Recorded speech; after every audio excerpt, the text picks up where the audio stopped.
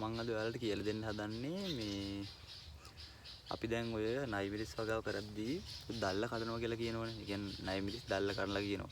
ඒක කරපුවාම මොකද තියෙන වාසි සහ අවාසි ඒක කරන්න ඕනද? මොකද කරන්න කියලා මම මගේ පැලත් එක්කම සාක්ෂි එක්කම මම වීඩියෝ එක පෙන්නන්නම්. බලමු.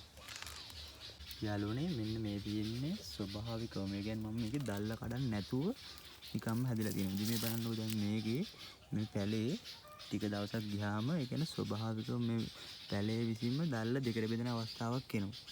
මේ තියෙන්නේ එතන. ඉන්නේ දෙකට බෙදෙන අවස්ථාවක් එද්දි මෙන්න මෙහෙම අතු දෙකක් බෙදෙනවා මෙන්න මේ විදිහට. එතකොට මේ කාලේදී තමයි ගොඩක් දුරට මල් හටගන්නේ. මේ තියෙන්නේ දැන් මම ඔයාලට පෙන්නන්නම් දැල්ල කඩපු එක. මේ තියෙන යාළුවනේ මම මේකේ දැල්ල කැඩුවට පස්සේ මේක ඊට පස්සේ අතු දෙකකට බෙදලා හැදිච්ච විදිහ ගහ. මම ඉස්සෙල්ලා පෙන්නුවේ අර ස්වභාවිකවම ගහ විසින්ම දැල්ල දෙකට බෙදෙන අවස්ථාවක්. මේක මම මේ දැල්ල කඩලා දළු දෙකක් විදිහ කියන අතු දෙකක් යන විදිහට හදාගත්තා. දැන් මේකේ බලන්නකෝ. දැන් අරකේ ස්වභාවිකවම අතු බෙදෙද්දි මල් හට ගන්නවා. දැන් මේකේ අපි කරලා තියෙන විදිහට ඉතින් දැල්ල කඩලා අතු දෙකක් බෙදාගත්තාම මේකේ තාම ඉතින් මල් මොකුත් නැහැ. තාම වර්ධනය වෙමින් පවතින ගහ. දැන් මම මේක ප්‍රතිඵල හා මම මේකේ අවාසි සහ වාසි කියන්නම්කෝ. ඉන්න මම පෙන්නන්න තව එකක්. මේ තියෙන යාළුවනේ දැල්ල කැඩුවාට පස්සේ වෙලා තියෙන දේ. දැන් බලන්නකෝ මේ මෙතන වෙනම දැල්ලක් ඇදලා තියෙනවා. තව දැල්ලක් ඇවිල්ලා තියෙනවා. තවත් දැල්ලක් ඇවිල්ලා තියෙනවා. මෙන්න මෙහෙම පොඩි පොඩි රිකිලි නම මේ රිකිලි කඩලා තියෙන්නේ මෙහෙම මේ මෙතන දැන් මෙහෙම වුණාම මේක පඳුරක් විදිහට තමයි හැදෙන්නේ. එතකොට ඒක අර විදිහට පඳුරක් විදිහට තමයි හැදෙන්නේ. දැන් මේක වගේ එහෙම නෙමෙයි. දැන් මේ වගේ ස්වභාවිකවම අතු දෙකක් බෙදුනහම මල් හට අරගෙන ගහ හොඳට හැදෙනවා. ඊට පස්සේ අතු දෙක හතරක් වෙනවා. එහෙම තමයි වෙන්නේ. දැන් අරගේ අපි හිතරම දැල්ල කැඩුවාම වෙන්නේ මොකද? ඒක පඳුරක් විදිහට හැදෙනවා. සාමාන්‍යයෙන් නයි මිරිස් ශාකයක් පඳුරක් වගේ හැදලා හරියන්නේ නැහැ. නයි මිරිස් ශාකයක් යන්න ඕනේ මෙහෙම විහිදිලා.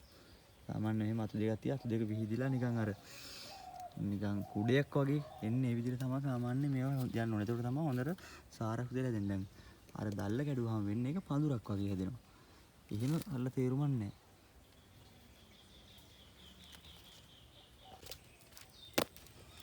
යාළුවනේ මෙන්න මේ තියෙන දැන් මේක නම් හොඳට ලොකුට හැදිච්ච ගහක්.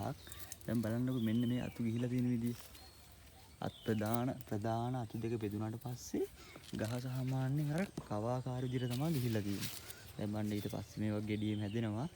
මෙන්න මෙහෙම සාමාන්‍යයෙන් මෙන්න මෙහෙම නිකන් කුඩයක් ටයිප් එකට තමයි මේ ගස් සාමාන්‍යයෙන් හැදෙන්න ඕනේ. එතකොට තමයි මෙහෙම අත් ඉස්සුවාම හොඳට ගෙඩි බර වෙලා හොඳට ගෙඩි හැදෙන්නේ.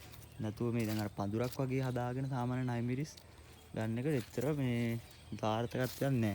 මෙන්න මේ ප්‍රධාන අතු දෙකක් බෙදිලා එහෙම තමයි කියන්නේ මෙහෙම දැල්ල කැඩුවට පස්සේ අතු 3-4ක් ආවට පස්සේ ඒකේ තවත් අතු ටික අයින් කරලා ඉවර වෙලා අර ප්‍රධාන වශයෙන් තව අතු දෙකකට හදාගන්න පුළුවන්. හැබැයි ඊට වැඩිය හොඳයි ස්වභාවිකවම අතු බෙදෙන අවස්ථාව වෙනකම්ම දැල්ල නොකඩ ඉන්න එක. තවත් දැන් මේ වගේ වීඩියෝ මම දිගටම දානවා. ඔයාලා කැමති නම් මේක පේජ් එක subscribe කරගෙන මේ වගේ නයි මිරිස් වගා කරන ඉන්නවනම් ෂෙයා පාරක් දාගෙන මේකට එකතු වෙන්න.